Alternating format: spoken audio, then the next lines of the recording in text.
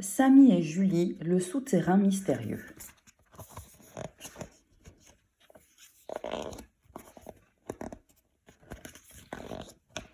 Les personnages de l'histoire. Samy. Samy a grandi, il est toujours partant pour de nouvelles aventures. Un souterrain, dans le noir. Samy a un peu peur cette fois-ci, mais sa curiosité prend le dessus et sa grande sœur Julie est là pour le rassurer. Le chef de chantier. Chargé de travaux de rénovation de l'école, le chef de chantier a du pain sur la planche. Mais il ne se doute pas de la surprise qui l'attend. Julie. Courageuse, déterminée et méthodique, Julie est prête à tout pour trouver l'entrée du souterrain. Maria. Maria travaille à l'école depuis de longues années. Elle y était élève quand elle était petite. Elle connaît tous les secrets de l'établissement. Elle va aider Samy et Julie, ses petits protégés, dans leur enquête. Chapitre 1. Un souterrain dans l'école. À table, hurle papa depuis la cuisine pour la 3e fois.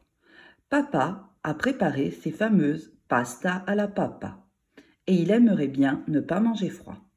Maman vient de rentrer du bureau, pas trop tard pour une fois, et la petite famille peut enfin se mettre à table. À peine le repas commencé, les discussions vont bon train sur la journée de chacun. « Attention, c'est chaud !» avertit papa.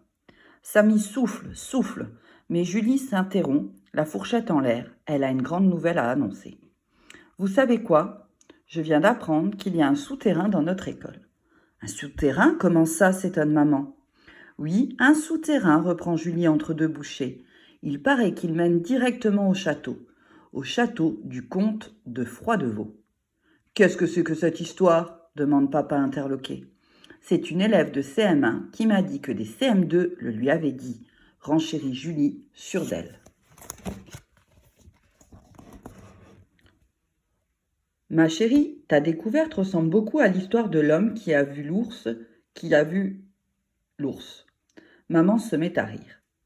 S'il y avait un souterrain dans l'école, cela fait bien longtemps que quelqu'un l'aurait trouvé. Un souterrain ? Ha ha ! Les enfants ont une imagination débordante. Allez, mange, ma chérie, ton plat va refroidir, dit papa en faisant un clin d'œil pas du tout discret à maman. Samy, lui, écoute et observe dans son coin. Ses parents n'ont pas l'air de croire à l'existence de ce souterrain.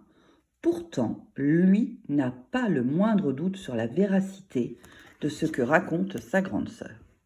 Tandis que Julie boude le nez dans ses spaghettis, il lui sourit et lui fait un clin d'œil à son tour. Le visage de Julie s'illumine. Elle pourra toujours compter sur son petit frère chéri. Après s'être brossé les dents, Samy et Julie se sont mis au lit. Malgré les gros bisous de papa et maman, Samy n'arrive pas à s'endormir. Il tourne et se retourne. Dans son lit. Il a trop chaud, il a soif, et puis les idées se bousculent dans sa tête. Évidemment qu'il y a un souterrain dans l'école, songe-t-il. C'est sûr de chez sûr.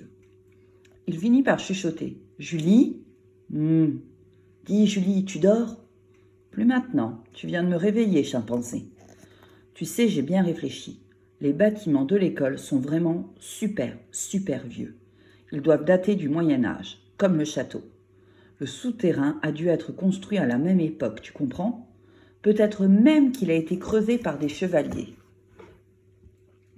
Oui, bien sûr, des chevaliers, marmonne Julie. Il faut que nous menions l'enquête, continue Samy déterminé. Oui, mais demain. Il nous faut un peu plus d'informations. Qui pourrait nous renseigner ? Quelqu'un qui connaisse bien l'école. Le directeur ? Non, il nous gronderait. Ou Maria ? Oui, bien sûr, Maria. Elle habite dans l'école. Elle en connaît tous les coins et recoins. Allez, bonne nuit, Ouistiti. Bonne nuit, chauve-souris. Maria, la gardienne de l'école, sera-t-elle renseignée, nos 2 détectives en herbe ? A-t-elle entendu parler de ce souterrain ? Existe-t-il vraiment ? Les révélations de Maria. Le lendemain, Samy et Julie décident d'aller questionner Maria, la gardienne de l'école. Sa loge est située dans un petit bâtiment défraîchi à l'arrière de l'établissement. Ils la connaissent depuis la maternelle. Maria était déjà élève de l'école lorsqu'elle était enfant. Elle en est la mémoire. Elle aura sans doute une foule d'informations à délivrer. Samy et Julie frappent à sa porte. « Entrez, entrez les enfants, venez vous réchauffer. »« Ah, mon petit Samy, tu as encore grandi, c'est pas possible. Et voilà, jolie Julie, tes cheveux sont magnifiques, ils ont bien poussé. Oh là là, comme le temps file. » Maria les accueille chaleureusement. Sa loge sent les biscuits tout juste sortis du four. Un poêle à bois chauffe la pièce et son chat trône sur un gros fauteuil en velours. Samy et Julie s'installent autour de la table devant un bon bol de chocolat bien chaud. « Maria, commence Julie, j'ai entendu dire qu'il y avait l'entrée d'un souterrain quelque part dans l'école. Je suis certaine que c'est vrai, mais personne ne me croit. »« Alors là, voilà autre chose. Voilà le souterrain qui refait surface, » s'exclame Maria en levant les bras au ciel. « Figurez-vous que je l'ai cherché toute mon enfance, ce souterrain. Quand j'étais gamine, on y croyait tous, dur comme fer.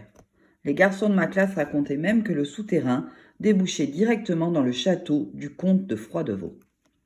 J'étais même entrée par effraction dans les caves du vieux bâtiment avec ma meilleure copine de l'époque, Claudine. Zut, j'en ai trop dit. N'essayez jamais d'y entrer, c'est interdit. Vous n'irez pas, promis. Promis, juré, craché, assurent Samy et Julie en chœur. Est-ce que le souterrain a été creusé par des chevaliers ? Poursuit Samy. Et est-ce que notre école était une école de chevaliers ? S'emballe-t-il tout excité. Les chevaliers, rit Maria. Pas vraiment. Les bâtiments sont anciens, mais ils ne datent pas du Moyen-Âge, mon petit Samy. Notre école a été construite vers 1890, si ma mémoire est bonne. C'est bien après le Moyen-Âge. Mais les bâtiments ont vécu, c'est sûr. Vous savez, le directeur m'a dit que des travaux de rénovation allaient bientôt commencer et ils vont refaire ma loge. Depuis le temps que j'attendais ça. Mais pour en revenir au souterrain, s'impatiente Julie. Oui, nous, ce qu'on veut savoir, c'est où se trouve l'entrée du souterrain, renchérit Samy. L'entrée du souterrain ? Je ne l'ai jamais trouvée. Jamais, déclare Maria d'un ton grave. Samy et Julie auront-ils plus de chance que Maria ? Parviendront-ils à trouver l'entrée du souterrain ? Rien n'est moins sûr. À la recherche du souterrain. Rentrés chez eux, Samy et Julie font le point sur l'avancement de l'enquête. Julie sort de son cartable un papier un peu froissé et annonce d'un ton solennel. « Samy, j'ai imprimé une carte de la ville pour y voir plus clair. Regarde, notre école est là et le château ici. Le grand bois se situe entre les deux, c'est la zone coloriée en vert. Et tu vois, si je trace un trait tout droit avec ma règle et que je mesure, le château n'est finalement qu'à 1 kilomètre de l'école à vol d'oiseau. » « Mais on ne va pas y aller en volant, s'étonne Samy perplexe. »« Samy, c'est une expression. Ça veut dire 1 kilomètre en ligne droite, sans contourner le petit bois. » Théoriquement, c'est tout à fait possible, voyons. Le souterrain pourrait passer par ici, ou bien par là, ou encore par là. En fait, il peut passer par plein d'endroits, si tu veux mon avis. Alors, il va falloir fouiller toute l'école. Ça ne va pas être facile, prévient Julie. Il nous faut de l'aide. Nous devons former une équipe d'explorateurs, conclut-elle. À la récré de 10h le lendemain, Samy et Julie se décident à parler de leur enquête à leurs copains. Ils les appellent un à un et se retrouvent pour un conciliabule tout au fond de la cour, à l'abri des regards indiscrets. Le conciliabule est une discussion secrète. Après leur avoir expliqué leur projet et fait jurer de garder le secret, Julie lance avec enthousiasme. « Alors, qui est partant pour venir chercher le souterrain avec nous ? » ?»« Pas moi, dit Louis. Je pense que vous allez vous faire gronder. »« Ni moi, ajoute Léo. J'ai trop peur du noir. »« Et moi non plus, poursuit Basile. Imaginez que l'on ne trouve pas la sortie et qu'on meurt de faim, perdu, au milieu du souterrain. » Et tous s'en vont un à un. « Quelle bande de poules mouillées !» s'exclame Julie. « Tant pis, on ira tout seul. Mais nous sommes d'accord, déclarent Tom et Léna, qui étaient restés là. Quelle joie pour Samy et Julie de pouvoir compter sur leurs meilleurs amis. Il n'y a pas une minute à perdre. « Comment s'organise-t-on pour les recherches ?» demande Léna. Les 4 copains se répartissent la tâche. Tom cherchera du côté de la cantine. Léna explorera les alentours du gymnase. Julie inspectera toute la cour et Samy fuinera vers la petite allée derrière la loge. Pendant plusieurs jours, la petite bande sillonne l'école en long, en large et en travers. Mais les vacances s'approchent déjà, et pas le moindre indice, pas la moindre piste. Pourtant, ils en sont persuadés, ils ont fouillé partout, même derrière les sanitaires. Samy, Julie et leurs amis ont-ils bien cherché partout? Auraient-ils oublié un coin de l'école? Chapitre 4.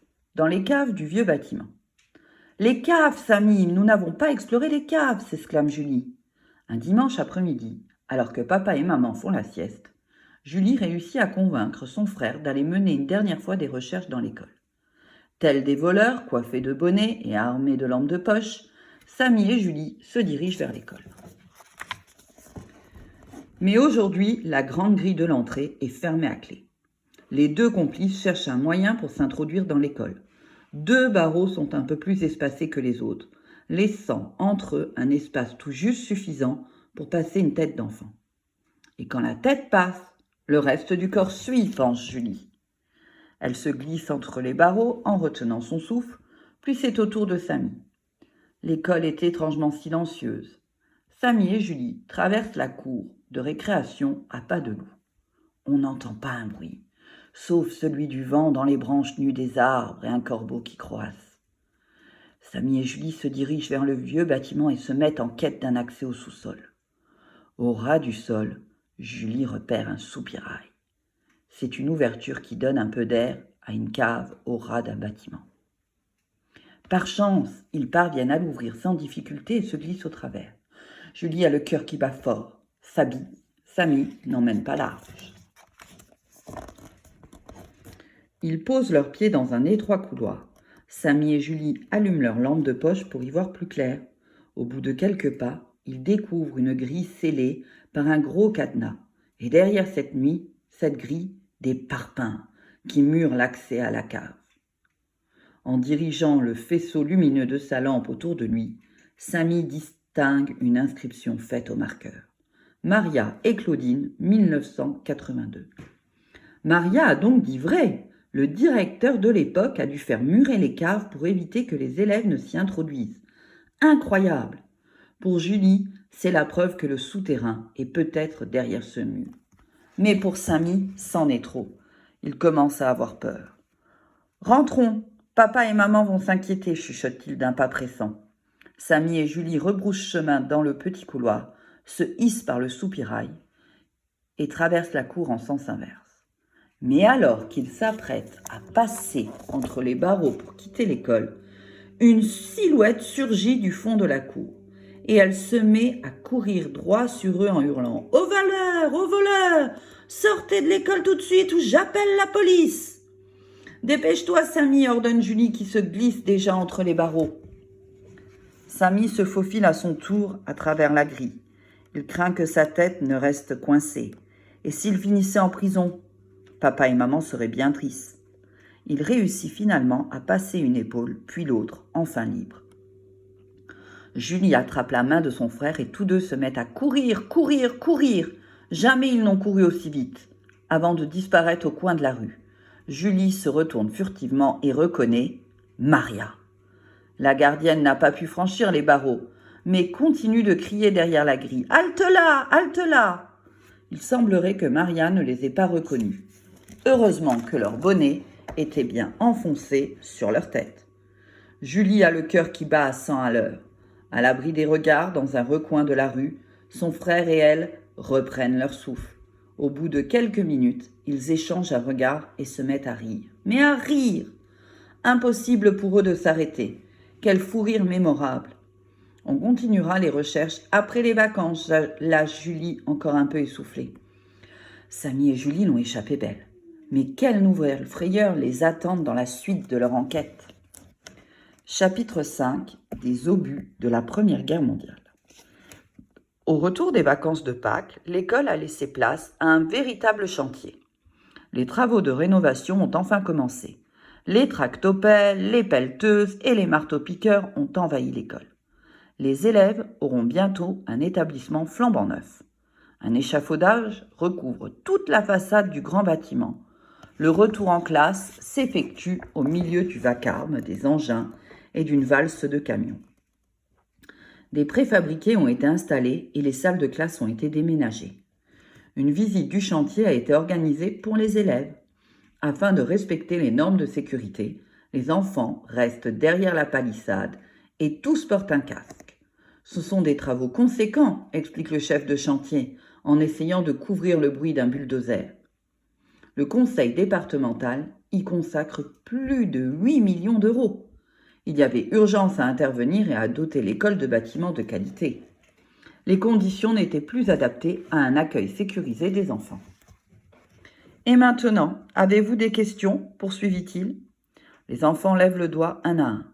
Est-ce qu'on peut aller sur le chantier ? Demande Tom. Qui conduit la pelleteuse ? Interroge Joé. Comment fabrique-t-on le béton ? Questionne Basile. Quand est-ce que les travaux seront finis ? S'inquiète Léo. Le chef de chantier répond à toutes les questions, puis c'est au tour de Samy. En creusant avec votre tractopelle, est-ce que vous avez déjà trouvé un souterrain quelque part ? Demande-t-il. Un souterrain ? Ha ha ! Les souterrains secrets, ça n'existe pas, mon petit gars, ce sont des histoires, répond le chef de chantier en riant. J'en ai creusé des trous et je peux t'assurer qu'en 25 ans de carrière, je n'en ai pas trouvé un seul. Ha ha ! Un souterrain, elle est bien bonne celle-là. Rira bien qui rira le dernier, pense Samy vexé. La partie n'est pas terminée. Dès le lendemain, le chef de chantier a cessé de fanfaronner. En débutant les travaux dans la loge de Maria, les ouvriers ont attaqué la chape de béton au marteau-piqueur et ont mis à jour 2 obus. Nom d'un chien, des obus, tous aux abris, s'est mis à hurler leur chef livide. L'affolement a aussitôt gagné toute l'école. Police nationale et municipale ont été dépêchées sur place et sont arrivées dans l'établissement, gyrophares en action et sirènes hurlantes. L'inspecteur chargé de l'affaire a délimité un périmètre de sécurité. Tous les élèves ont rapidement été évacués dans le petit bois, proche de l'école. Puis tout le quartier a été bloqué, la ligne de bus déviée et les habitants du voisinage ont été évacués à leur tour. Une trentaine de policiers et de gendarmes ont encerclé l'école en attendant l'intervention en urgence d'une brigade de déminage dans la loge. C'était l'affolement général. Samy et Julie ont donc passé la matinée à jouer tranquillement au foot dans le petit bois sous la surveillance de leur professeur. Pas d'école ce matin, trop bien. Et le soir même à la maison, Samy et Julie regardent les informations à la télévision. Le travail des démineurs a permis de déterminer que les obus retrouvés sont vides, explique le journaliste. Il s'agit d'obus de la Première Guerre mondiale, cachés là dans des conditions indéterminées. La vie de l'école et du quartier a pu reprendre son cours en début d'après-midi. La réintégration des bâtiments s'est déroulée sans problème. Cette découverte ne retardera pas les travaux de chantier de réhabilitation, assure le chef de chantier au micro. Puis Maria, la gardienne, est interrogée à son tour. Samy et Julie, surexcités, crient à maman de venir. « Maman, maman, viens voir, vite !» Devant la caméra, Maria répond aux questions de la journaliste. « Alors ça, si j'avais su, des obus, juste sous mes pieds en plus, vous imaginez ?» Et juste au moment où le reportage laisse la place à la météo, maman arrive devant le poste. « J'ai raté quelque chose ?»« Mais maman, t'arrives toujours trop tard !» se lamentent Samy et Julie. « C'était Maria, à la télévision, tu te rends compte ?» Toute l'école est passée à la télé. Incroyable! Quelle autre surprise ce chantier réserve-t-il? Chapitre 6 des découvertes en cascade. Lundi matin, toute la famille prend le petit déjeuner au son de la radio. Ce week-end, de nouvelles découvertes ont eu lieu sur le chantier de l'école. La loge de la gardienne cachait également des uniformes de poilus, des masques à gaz, une gourde en fer, ainsi que quelques papiers dénichés dans les poches des uniformes. Dormant dans le grenier depuis plus de 100 ans, ce trésor de guerre a été remis au directeur de l'établissement. Samy et Julie n'en croient pas leurs oreilles. En classe, Samy retrouve son professeur, Monsieur Lachance, qui a exposé sur son bureau les trouvailles faites dans l'école. Les enfants, c'est une chance incroyable d'avoir pu mettre la main sur tout ça. La couleur des uniformes, bleu et garance, nous apprend qu'ils datent du début de la guerre.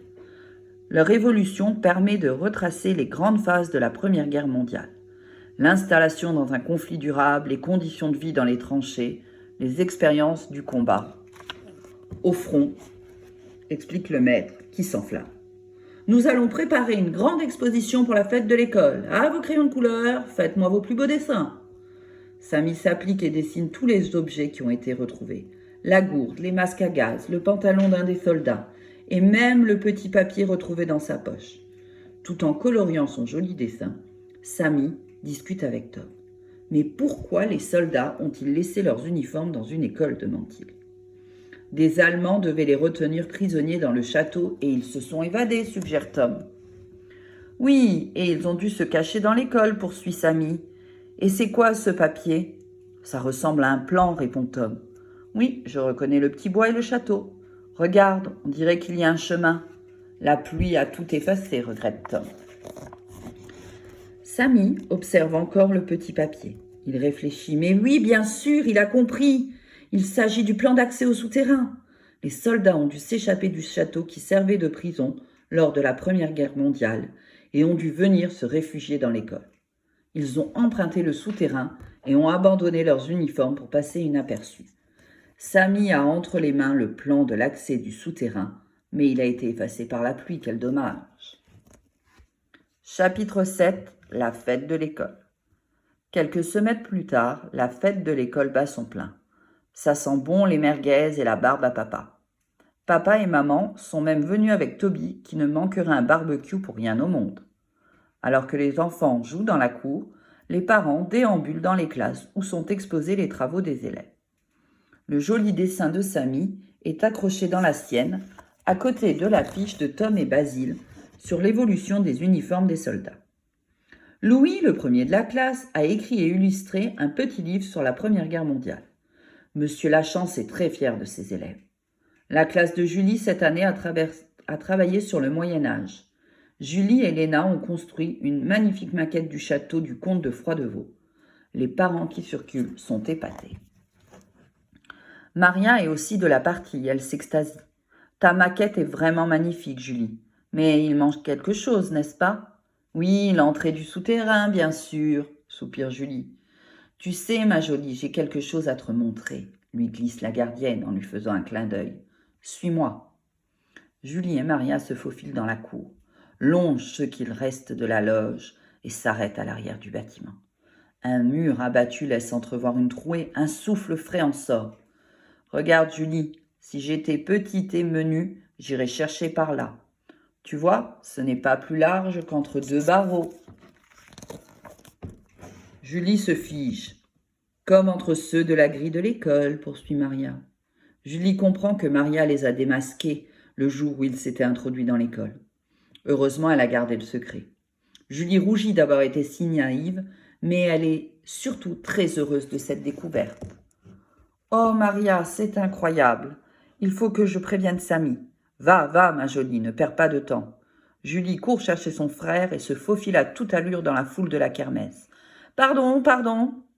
Elle dépasse le stand de pêche au canard, celui des bulles de savon géantes où elle croise Tom et Basile. « Vous avez vu Samy ?» demande-t-elle. « Oui, là-bas. » Julie contourne le stand de barbe à papa et retrouve enfin son frère accompagné de Toby qui fait la queue au stand de Chamboultou. Hors d'haleine, elle le tire par la manche. « Samy, vite ! Maria a découvert l'entrée du souterrain, il faut qu'on y aille. » Et tous trois courent vers l'entrée du souterrain. Ce coin de l'école est très calme. Toby renifle le trou. Il se met à aboyer. Il ne peut pas passer, il est trop gros lui aussi. « Allez, laisse-nous passer, Toby, ordonne Julie qui glisse timidement un pied dans le trou. « À tout à l'heure, mon gros chien, le rassure Samy avec une dernière caresse. » Samy et Julie s'introduisent dans le trou. Toby se met à hurler à mort. Chapitre 8. Sous terre, enfin.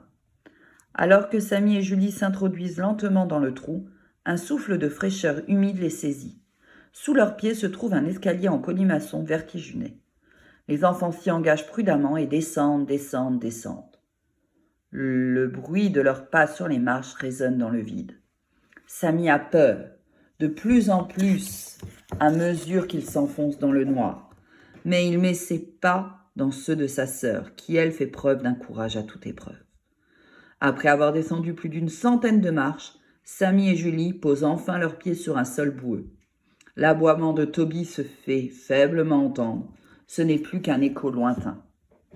Samy et Julie essayent de se repérer.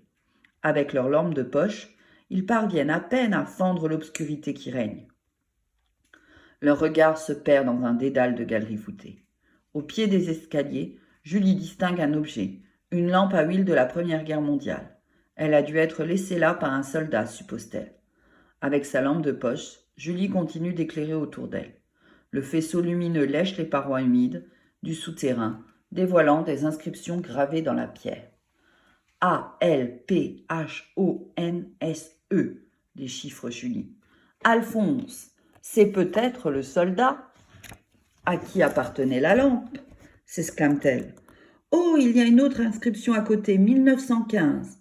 Attends, non, c'est un peu effacé. Je ne vois pas très bien. On dirait qu'il y a écrit 1315. 1315? Peut-être qu'un chevalier est passé par là, lance Samy sacrément effrayé. Et si on trouvait son armure, ou pire, son squelette, poursuit-il en claquant des dents. Samy, arrête avec les chevaliers, s'exaspère Julie. C'est un souterrain, pas une machine à remonter le temps. Allez, on avance. Samy et Julie progressent lentement dans la galerie, au plafond tantôt très haut, tantôt rasant la tête. Seuls les ploc-ploc des gouttes d'eau qui ruissellent viennent briser le silence. Samy a peur du noir et sa petite lampe de poche peine à le rassurer. Il en a assez de sa sœur et de ses projets dangereux. Il voudrait être à la kermesse de l'école avec ses copains, au lieu de grelotter dans ce fichu souterrain. Samy s'arrête et s'adosse à la paroi humide.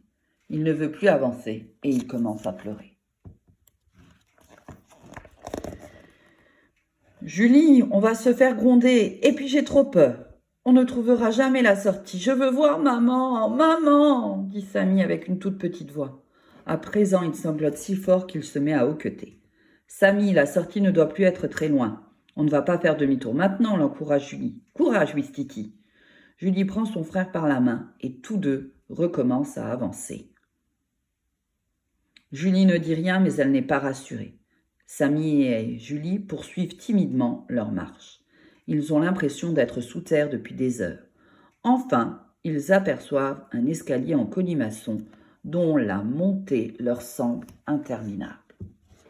Quand soudain, ils se retrouvent nez à nez avec un gros mur de pierre. « Julie, on est coincés, on va mourir !»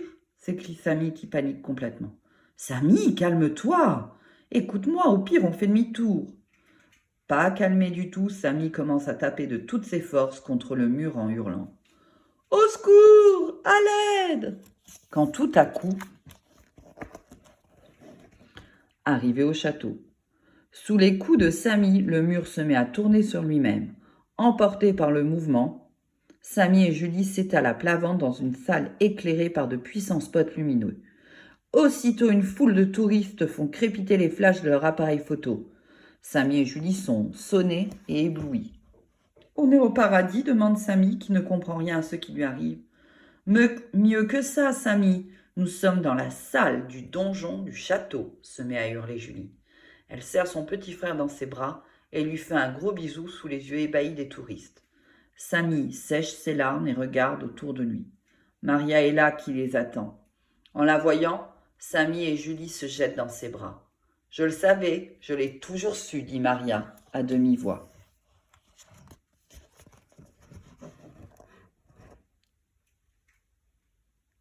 Qui étaient les poilus? Voici l'uniforme des poilus.